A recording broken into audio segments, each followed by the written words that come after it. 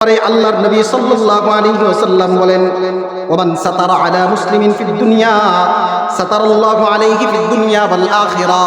দুনিয়াতে কোনো মানুষ যদি একজন মুসলমান আরেকজন মুসলমানের, এক ভাই আরেক ভাইয়ের কোনো দোষ খুঁজে পাইছে, এই দোষটা মানুষের কাছে বলে না বেড়াইয়া যদি সে দোষটাকে গোপন রাখে, আল্লাহ তাআলা আরেক বান্দার দুনিয়া এবং আখিরাতে উভয় জাহানে তার দোষকে গোপন রাখবেন। আপনি ফর এক্সাম্পল উদাহরণ, আপনার পাশের বাড়ির মানুষের একটা দোষ পাইছেন, কি করছেন? এই বলেন না, কি পাইছেন? একটা দোষ খুঁজে পাইছেন। এখন আপনি আপনার এলাকার সংসদ ভবনে যেয়ে বললেন, প্রত্যেকটা এলাকায় কিছু কিছু সংসদ ভবন আছে, আছে না নাই? সংসদ ভবন কোনটা? চায়ের দোকান। মানে রাষ্ট্রের সংসদ ভবনে যেমন কোনো ব্যক্তি যদি, কোনো সংসদ সদস্য যদি কোনো কিছু বলে, পুরা রাষ্ট্রের সকলের কানে কানে যেমন কথাটা পৌঁছে যায়, প্রত্যেকটা এলাকায় ছোট ছোট কিছু সংসদ ভবন আছে। এই সংসদ ভবনে যদি একটা কথা নিয়ে ছেড়ে দেওয়া যায়, তাহলে এলাকার সবার কাছে চলে যায়, ঠিক কিনা? বাস, আপনি আরেকজনের দোষ খুঁজে পাইছেন, চা দোকানে যেয়ে লাগাই দিয়েছেন। লাগাই দেওয়ার পরে পুরা এলাকা তার এই দোষ সম্পর্কে সবার মুখে মুখে গীবত শিকায়াত শুরু হয়ে গেছে। আল্লাহর নবী বলেন, কোন ব্যক্তি যদি একজন ভাইয়ের দোষ দেখার পরেও যদি এই দোষটাকে গোপন রাখে, মা বোনরা পাশের বাড়ির মহিলার কোনো দোষ দেখছে, এই দোষটা যদি আরেকজনের কাছে না বইলা নিজের দোষ হয়ে গেছে এই জন্য গোপন রাখে, এই গোপন রাখার বিনিময়ে আল্লাহ তাআলা কিয়ামতের ময়দানে তার দোষটাকে গোপন করে দিবেন। এমন কোন গুনাহ যেই গুনাহের কারণে ময়দানে মাহশারে যদি আল্লাহ তাআলা পাকড়াও করে ফেলেন, এই গুনাহের কারণে যদি আল্লাহ তাআলা পাকড়াও করেন, তাহলে সবার সামনে বেইজ্জতি হবে।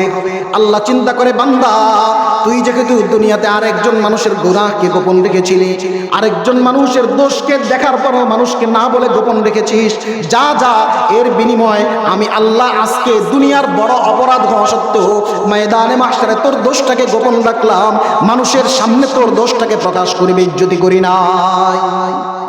এরপরে আল্লাহর নবী সাল্লাল্লাহু আলাইহি ওয়াসাল্লাম বলেন, আল্লাহু ফি আউনিল আবদি মা কানাল আবদু ফি আউনি আখিহি, আল্লাহু ফি আউনিল আবদি মা কানাল আবদু ফি আউনি আখিহি। আল্লাহ তাআলা বান্দার সহযোগিতা, বান্দার সাহায্য ততক্ষণ করেন যতক্ষণ বান্দা আরেক ভাইয়ের সহযোগিতার নিয়তের মধ্যে থাকে। আপনি এক ভাইয়ের সহযোগিতা করার নিয়ত করতেছেন, আরেক ভাইয়ের সহযোগিতার কল্যাণ কেমন আপনার দিলের ভিতরে আছে, আল্লাহর হাবিব বলেন, ওই বান্দা আরেক বান্দার সহযোগিতার জন্য যতক্ষণ তার দিলের ভিতরে নিয়ত থাকে, আল্লাহর রহমত ততক্ষণ পর্যন্ত তার সাথে থাকে। সুবহানাল্লাহ বলবেন না? আচ্ছা বুঝেন, আমাদের সমাজের মধ্যে এক শ্রেণীর মানুষ এমন আছে যারা সুযোগ পাইলেই মানুষকে বাঁশ দেওয়ার চেষ্টা করে, আছে না নাই? জোরে বলেন, আছে না নাই? আমাদের সমাজের মধ্যে এক শ্রেণীর মানুষ সামান্য সময়ের ক্ষমতা পাইয়া ক্ষমতার চেয়ারে বসে মানুষের উপর জুলুম আর নির্যাতনের মাধ্যমে মানুষের ক্ষতি করার চিন্তায় সারাক্ষণ সে বিভোর থাকে। এমন মানুষ বিগত 16 বছর আমরা দেখেছি কি দেখি নাই? কি বলেন, ছিল কি ছিল না? সমাজের মধ্যেও এক শ্রেণীর মানুষ আছে, তার চিন্তাই থাকে আরেকজনকে কিভাবে ঠকানো যায়। অথচ হাদিস সম্পূর্ণ ভিন্ন। হাদিস বলে, আল্লাহু ফি আউনিল আবদি মা কানাল আবদু ফি আউনি আখি। বান্দা আরেক বান্দার সহযোগিতা যতক্ষণ করবে, আল্লাহর রহমত তার সাথে ততক্ষণ থাকবে। আপনি ভাই হিসেবে আরেক ভাইয়ের উপকার করবেন, আল্লাহ আপনাকে কুদরতিভাবে সাহায্য সহযোগিতা করবেন। তাহলে মূল কথা পাইলাম, অপরের সহযোগিতা করা, কল্যাণ কামনা করা, ভালো কাজের ক্ষেত্রে সহযোগিতা করা। এখন আসি, সহযোগিতা করব কাদেরকে? সহযোগিতা করার একটা খাদ্য দরকার আমাদের জানা, যে কাকে সহযোগিতা করব, কার কার পাশে দাঁড়াবে। বুঝেন নাই? যেহেতু আল্লাহ বলছেন ওয়াতাআওয়ানু আলাল বিররি ওয়াত তাকওয়া, গুনাহের কাজে সহযোগিতা করো না, বরং ভালো এবং নেক কাজের বিনিময় তাকওয়ার কাজের ক্ষেত্রে তোমরা একে অপরকে সহযোগিতা করো। এক শ্রেণীর মানুষ আছে, মানে টাকা খরচ করলেই সহযোগিতা হয়ে যায়। এই জন্য আমি যখন ছাত্র জামানায় পুরান ঢাকার চকবাজার নাম শুনছেন না সবাই? চকবাজারের এক মাহফিলে শ্রোতা হিসেবে গেছিলাম যখন ছাত্র জামানায় ছোট ছিলাম। তখন ওই এলাকার যে কিং ছিলেন, আল্লাহ তার জবানকে শেষ করে দিয়েছে, হাজী সেলিম নাম শুনছেন না? হাজী সেলিমের নাম শুনছেন কি শুনেন নাই? সে মাহফিলের স্টেজে দাঁড়ায় বলতেছে ঢাকায় ভাষায়, মসজিদেও দিতে হবে, মন্দিরেও দিতে হবে। মানে সে মাহফিলে সহযোগিতা করে মাহফিলের স্টেজে দাঁড়ায় বলতেছে এটা মসজিদে যেমন সহযোগিতা করি মন্দিরেও করতে হবে। আচ্ছা বলেন তো, কোনো মুসলমান যদি মসজিদ মন্দির সব জায়গায় সে যাওয়ার ক্ষেত্রে বলে সব জায়গায় দেওয়া লাগবে, এখানেই এটাকেই যদি সে মনে করে মানুষের উপকার, এটাকেই যদি সে মনে করে ভালো কাজ, তাহলে তার ঈমান থাকবে। কারণ মুমিন হিসাবে সবসময় ভালো কাজের ক্ষেত্রে সহযোগিতা করবে, এটাই ঈমানের দাবি। একজন মুমিন কখনো ভালো কাজের সহযোগিতায় থাকবে, খারাপ কাজের সহযোগিতায় থাকবে, এটা কোনোদিন মুমিন হতে পারে না, এটা মুনাফিক ছাড়া আর কিছু নয়। জোরে বলেন ঠিক কিনা? কারণ আল্লাহর বাণী স্পষ্ট, ওয়ালা তাআওয়ানু আলাল ইসমি ওয়াল উদওয়ান, গুনাহ এবং সীমালঙ্ঘনের ক্ষেত্রে তোমরা একজন আরেকজনকে সহযোগিতা করো না। সমাজের মধ্যে দেখবেন কিছু মানুষ মসজিদ, মাদ্রাসা, মাহফিল এগুলোর জন্য সাহায্য সহযোগিতা চাইলে এদের হাত থেকে পকেট থেকে বের হয় 5 টাকা 10 টাকা। আর যদি বলা হয় যে যাত্রা গানের আয়োজন করা হবে অথবা ডিজে পার্টির আয়োজন করা হবে, তখন তার বড় বান্ডিলটা পকেট থেকে বের হয়। আসে না নাই? জোরে বলেন আসে না নাই? অথচ কোরআন বলে ওয়ালা তাআওয়ানু আলাল ইসমি ওয়াল উদওয়ান, সাবধান, গুনাহ এবং সীমালঙ্ঘনের কাজে একজন আরেকজনকে সহযোগিতা করবে না। ওয়াত্তাকুল্লাহ, আমি আল্লাহ কিন্তু শাস্তি দানে বড় কঠোর, সুতরাং আমি আল্লাহকে ভয় করো, ভয় করার মতোই করো। আল্লাহ অন্য জায়গায় বলেন ইয়া আইয়ুহাল্লাযীনা আমানুত্তাকুল্লাহা হাক্কা তুকাতিহি, হে ঈমানদার বান্দারা, আমি আল্লাহ তাআলাকে তোমরা ভয় করার মতো ভয় করো। আমি আল্লাহর কুদরতার ক্ষমতা যেমন, আমি আল্লাহ তাআলার কুদরতার ক্ষমতা যেমন, আমি আল্লাহর শান যেমন, মান যেমন, আমি আল্লাহকে ভয় সেভাবেই করতে হবে তোমাদেরকে। যাই হোক, কোন কোন ক্ষেত্রে কাদেরকে আমরা ভালো কাজের ক্ষেত্রে সহযোগিতা করব? আল্লাহ তাআলা কোরআনে কারীমের মধ্যে বলেন লা তা'বুদুনা ইল্লাল্লাহ, তোমরা দুনিয়ার জমিনে একমাত্র আমি আল্লাহ তাআলার ইবাদত করবা। ওয়া বিল ওয়ালিদাইনি ইহসানা, পিতামাতার প্রতি সদাচরণ করবা। কার প্রতি সদাচরণ? পিতামাতার প্রতি সদাচরণ করবা। ওয়া বিল ওয়ালিদাইনি ইহসানা ওয়া দিল কুরবা, নিকটতম আত্মীয় যারা আছে তাদেরকে সহযোগিতা করবা। ওয়াল ইয়াতামা, এতিমদেরকে সহযোগিতা করবা। ওয়াল মাসাকিন, মিসকিনদেরকে সহযোগিতা করবা। 1 নম্বর বললেন লা তা'বুদুনা ইল্লাল্লাহ, আল্লাহ তাআলার ইবাদত ছাড়া আর কারো ইবাদত করবা না। 2 নম্বর বললেন ওয়া বিল ওয়ালিদাইনি ইহসানা, মানুষের উপকার করার ক্ষেত্রে পিতামাতার সহযোগিতা করো 1 নম্বর। 2 নম্বর বললেন ওয়াদিল কুরবা, নিকট আত্মীয়দের ক্ষেত্রে সহযোগিতা করো। 3 নম্বর বললেন ইয়েতিমদেরকে সহযোগিতা করো। 4 নম্বর বললেন ওয়াল মাসাকিন, মিসকিন, গরীব, অসহায় যারা আছে তাদেরকে সহযোগিতা করবা। ওয়া কুলু লিন-নাসি হুসনা, এবং মানুষের সাথে সুন্দর ভাষায় কথা বলো, কর্কশ ভাষায় মানুষের মনে আঘাত দিয়া কখনো কথা বলবা না। আমাদের সমাজের মধ্যে কিছু মানুষ এমন আছে যারা মানুষের দিলে আঘাত দিয়ে কথা বলে। আছে না নাই? জোরে বলেন আছে না নাই? মানুষের দিলে আঘাত দিয়ে কথা বলে, মানুষকে ক্রিটিসাইজ করে কথা বলে, মানুষকে তিরস্কার করে কথা বলে। এখন আপনার মনে প্রশ্ন হতে পারে, হুজুর আপনারাও তো ওয়াজের থেকে এমন এমন কিছু কথা বলেন যেটার দ্বারা আঙ্গুল দিলে ব্যথা লাগে। প্রশ্ন আসে কি আসে না? বুঝেন নাই? যেমন সুদের বিরুদ্ধে বললে সুদখোরের দিলে ব্যথা লাগবে কি লাগবে না? আচ্ছা বলেন তো, সুদের বিরুদ্ধে হুজুর কি নিজের থেকে বলে না কোরআন থেকে বলে? তাহলে কোরআন থেকে যদি হুজুর সুদের বিরুদ্ধে বলে, সুদখোরের দিলে 1 বার নয় 1000 বার ব্যথা লাগলেও হুজুরের সেই কোরআনের কথা বলতেই হবে, ঠিক কিনা? ঘুষের বিরুদ্ধে, দুর্নীতির বিরুদ্ধে কথা বললে যদি দুর্নীতিবাজের দিলে ব্যথা লাগে, তাহলে কোরআন এবং হাদিস বলে দুর্নীতিবাজরা কখনোই মানুষের বন্ধু হতে পারে না। সে যদি 1000 বার ব্যথা পায়, কোরআন এবং হাদিস থেকে দুর্নীতিবাজদের বিরুদ্ধেও কথা বলতে হবে, ঠিক কিনা?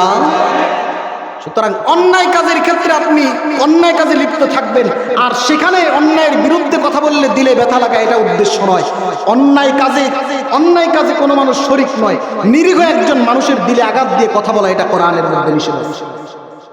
যাই হোক, সাহাবাই কেরাম নবীজির কাছে এসে প্রশ্ন করতেছেন আমরা কি খরচ করব, কাদের বেশি খরচ করব?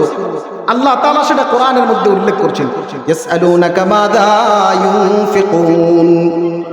হাবিব, আপনার সাহাবাই কেরাম আপনার কাছে এসে জিজ্ঞাসা করবে মাযা ইউনফিকুন, তারা কি খরচ করবে, কাদের পিছনে খরচ করবে? আল্লাহর হাবিব সাল্লাল্লাহু আলাইহি ওয়াসাল্লামকে আল্লাহ তাআলা জবাব দিয়ে দিচ্ছেন, কুল মা আনফাকতুম, তোমরা কি খরচ করবে এটা মুখ্য উদ্দেশ্য নয়, কাদের পিছনে খরচ করবা, কাদেরকে সহযোগিতা করবে এটাই হচ্ছে মূল। কারণ কি খরচ করবা, যার যেই সামর্থ্য আছে, যার যেই ক্ষমতা আছে, এই ক্ষমতা অনুসারেই তোমরা খরচ করবা। কিন্তু খরচ করার ক্ষেত্রে অবশ্যই অবশ্যই প্রাপ্য হকদার যারা আছে তাদেরকেই তোমরা সহযোগিতা করবা। প্রশ্ন করা হলো মাযা ইউনফিকুন, তারা কি খরচ করবে? জবাব দিচ্ছে কাদের পিছনে খরচ করবে। বুঝতেছেন নি কথা? প্রশ্ন করলেন কি খরচ করবে, আর জবাব হচ্ছে মাযা ইউনফিক, জবাব হচ্ছে কাদের পিছনে খরচ করবে। তার মানে এখানে প্রশ্নকারী প্রশ্ন করার ক্ষেত্রে পূর্ণাঙ্গ প্রশ্ন করে নাই, আল্লাহ তাআলা প্রয়োজন মনে করলেন কি খরচ করবে এটার চাইতে কাকে দিবে, কার পিছনে খরচ করবে এটা গুরুত্বপূর্ণ। এই জন্য আল্লাহ ওই প্রশ্নের জবাবে উত্তর দিয়ে বুঝায় দিচ্ছেন, কুল মা আনফাকতুম মিন খাইরিন, তোমরা ভালো যেই সমস্ত জিনিস আল্লাহর জন্য ব্যয় করবা, কি ব্যয় করবা? সমস্ত ভালো জিনিস তোমরা ব্যয় করবা। তবে এক নম্বর ফালিল ওয়ালিদাইন, তোমার যে সম্পদ আছে, অর্থ সম্পদ, এই অর্থ সম্পদ থেকে তুমি যা কিছু খরচ করবা, এই খরচ করার ক্ষেত্রে সর্বপ্রথম অগ্রাধিকার পাবে তোমার পিতামাতা। ফালিল ওয়ালিদাইন, পিতামাতার কথা আল্লাহ তাআলা সর্বপ্রথম বললেন। আমাদের সমাজের মধ্যে এক শ্রেণীর যুবক আছে, এক শ্রেণীর মানুষ আছে, এরা পিতামাতাকে খাওন দেয় না, কিন্তু বাবার দরবারে গিয়ে মান্যত করা ঠিকই করে, আছে না নাই? 150 টাকা দিয়ে 1 কেজি কমলা কেনার তৌফিক হয় না, 1.5 লক্ষ টাকা দিয়ে বাবার দরবারে মান্যত করে, এমন ভণ্ড নাফরমান সন্তান আমাদের সমাজে আছে না নাই? এইভাবে যদি সে 1000 বছর হায়াত পায়, আর তার বাবা মা যদি 1000 বছর বেঁচে থাকে, সে বাবা মায়ের হক আদায় না করে দুনিয়ার সমস্ত পীর মাশায়েখের দরবারে গিয়েও যদি সে মান্যত করে, খোদার কসম এখান থেকে বিন্দু পরিমাণ কোনো সওয়াব সে পাবে না। কারণ তার পিতামাতা তার উপর নারাজ হয়ে তার দুনিয়া আখিরাত বরবাদ হয়ে গেছে। এই জন্য ভালো কাজের ক্ষেত্রে যত খরচ করবেন, সর্বপ্রথম অগ্রাধিকার, 1 নম্বর অগ্রাধিকার পাবে কে? বাবা মা। ফালিল ওয়ালিদাইন, পিতামাতার অগ্রাধিকার। ফালিল ওয়ালিদাইন, 2 নম্বর হচ্ছে ওয়াল আকরাবিন, নিকটতম আত্মীয় যারা আছে, নিকট আত্মীয়ের মধ্যে সমাজের মধ্যে অনেক মানুষ এমন আছে, তার অনেক টাকা পয়সা, তার অনেক ধন দৌলত আছে, তার ক্ষেত বাড়ি গাড়ি অনেক কিছু আছে, ফসল অনেক কিছুই হয়, কিন্তু তার বাড়ির পাশেই যে নিকট আত্মীয় ব্যক্তি আছে, নিকট আত্মীয় ব্যক্তিরা সে তার নিজের নিকট আত্মীয় ব্যক্তির কোনো খোঁজ খবর নেয় না। আহারে, শরীয়ত বলে তুমি যদি তোমার ঘরের মধ্যে গরুর গোশত রান্না করো, সেখানে কিছু আলু দিয়ে বেশি করো আর কিছু ঝোল বাড়ায় দাও। কারণ তোমার যদি ঝোল আর আলু না দিয়ে যদি খাও, তাহলে তুমি একা খাইবা, কিন্তু যদি আলু আর ঝোল বাড়ায় দাও, সেখান থেকে অল্প কিছু হলেও পাশের বাড়ির মানুষটাকে দিয়ে সহযোগিতা করতে পারবা। কি বলেন? 1 নম্বর হচ্ছে ফালিল ওয়ালিদাইন, পিতামাতার প্রতি সদাচরণ করা, পিতামাতার প্রতি সদাচরণ করা। 2 নম্বর ওয়াল আকরাবিন, 3 নম্বর ওয়াল ইয়াতামা, এতিমদেরকে সহযোগিতা করা, এতিমদের পাশে দাঁড়ানো। 4 নম্বর ওয়াল মাসাকিন, গরিব অসহায়দের পাশে দাঁড়ানো। 5 নম্বর ওয়াবিনিস সাবিল, মুসাফির, অসহায় মুসাফির যারা আছে তাদেরকে সহযোগিতা করা। এবার পরে আল্লাহ তাআলা বলেন, ওয়ামা তাফআলু মিন খায়র, ওয়ামা তাফআলু মিন খায়রিন ফাইন্নাল্লাহা বিহি আলিম। তোমরা যতই ভালো আমল করো না কেন, যা কিছু ভালো আমল করো, সমস্ত ভালো আমলগুলো সম্পর্কে আমি আল্লাহ তাআলা কিন্তু জানি। বলেন, আমি আপনি যত ভালো কাজ করি, সমস্ত ভালো কাজের খবর রাখেন কে? জোরে বলেন কে? আমি আপনি যদি কোনো খারাপ কাজও করি, এই খারাপ কাজের খবর রাখেন কে? কারণ আল্লাহ তাআলা সূরা জিলজালের মধ্যে বলেছেন, ফামান ইয়ামাল মিসকালা যাররাতিন খায়রান ইয়ারা, কোন বান্দা যদি যাররা পরিমাণ নেক আমল করে, এই যাররা পরিমাণ নেক আমল আমি আল্লাহ তাআলা কিয়ামতের ময়দানে তার সামনে উপস্থিত করে দিব। ওমান ইয়ামাল মিসকালা যাররাতিন শাররান ইয়ারা, কোন বান্দা যদি যাররা পরিমাণ বদ আমল করে, যাররা পরিমাণ খারাপ আমল করে, আমি আল্লাহ তাআলা এই যাররা পরিমাণ বদ আমলটাও তার সামনে উপস্থিত করে দিব। তাহলে কাদের পিছনে খরচ করব, এই সমাধানও আমরা পেয়ে গেলাম। 1 নম্বর পিতামাতার পিছনে খরচ করব, 2 নম্বর নিকটতম আত্মীয় স্বজন যারা আছে তাদের পিছনে খরচ করব, 3 নম্বর এতিমদেরকে খরচ করব, 4 নম্বর মিসকিন অসহায়দের সহযোগিতা করব, 5 নম্বর মুসাফিরদেরকে সহযোগিতা করব। কয় জিনিসের খাত পাইলাম? আমরা আমাদের সম্পদ উপকার সহযোগিতা করার ক্ষেত্রে কয় শ্রেণীর মানুষ পাইলাম? 5 শ্রেণীর। 5 শ্রেণীর মধ্য থেকে আমি আজকে একটা শ্রেণী সম্পর্কে বিশেষ আলোচনা করব, সেটা হচ্ছে এতিম শ্রেণী।